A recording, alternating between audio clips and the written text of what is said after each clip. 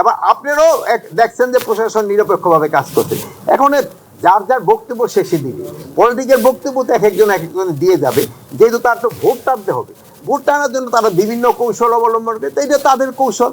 But আমরা আমাদের এই বাহিনী এবং আমাদের সরকারি কর্মচারী সবাই নিরপেক্ষভাবে কাজ করবে। এত শোনেন, বয়স আপনার থেকে মনে আমার বেশি, এত সম্পূর্ণ থাকলে সব কটা ভুলে যাবো, মানে বলছেন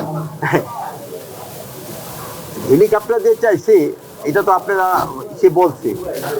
এখন এই যে যে বিভিন্ন যে দুর্ঘটনাগুলি ঘটে, এইগুলির সমস্যার সমাধান হেলিকপ্টার করতে পারবে না, এইগুলির সমাধান করতে পারবেন আপনারা, আমরা সবাই মিলে।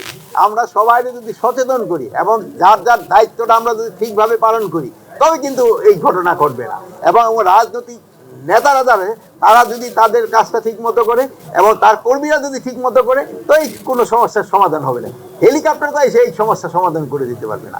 আর যেহেতু আর এইবার সবচেয়ে সর্বোচ্চ ফোর্স দেওয়া হয়েছে, এবং যেহেতু আপনি জানেন এখানে নদী নালা বহু রয়ে গেছে, এই জন্য কোস্টগার্ড এবং নেভির সংখ্যা অনেক বাড়ি দেওয়া হয়েছে, এবং এই জন্য যে তাদের জিনিস পরিবহন করার জন্য এই জন্য কিন্তু এই স্পিড বোট এবং অন্যান্য জিনিসগুলো কিন্তু বাড়িয়ে দেওয়া হয়েছে। কোন পুলিশ উদ্যোগ করে নিয়ে গেছেন, আপনি কই থেকে জানেন?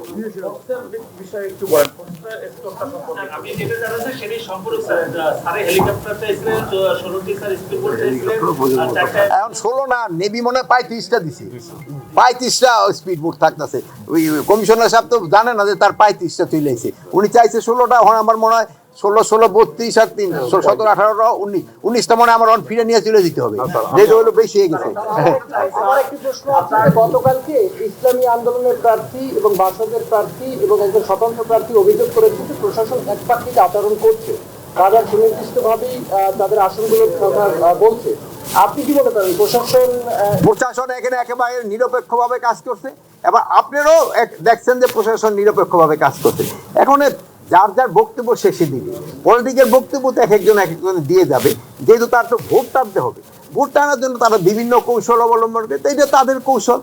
বাট আমরা আমাদের এই বাহিনী এবং আমাদের সরকারি কর্মচারী সবাই নিরপেক্ষভাবে কাজ করবে, এতে কোনো সন্দেহ নেই। ভোটের বাকি আছে 10 দিন। ভোট কেন্দ্রে প্রশাসনের যে স্তর, আপনি বলেছেন যে অনেক ফোর্স ডিপ্লয় করা হয়েছে, প্রশাসনের যে বিন্যাসটা করেছেন সেখানে কারা কারা এবং কিরূপ পরিমাণ সংখ্যা আইন শৃঙ্খলা বাহিনী?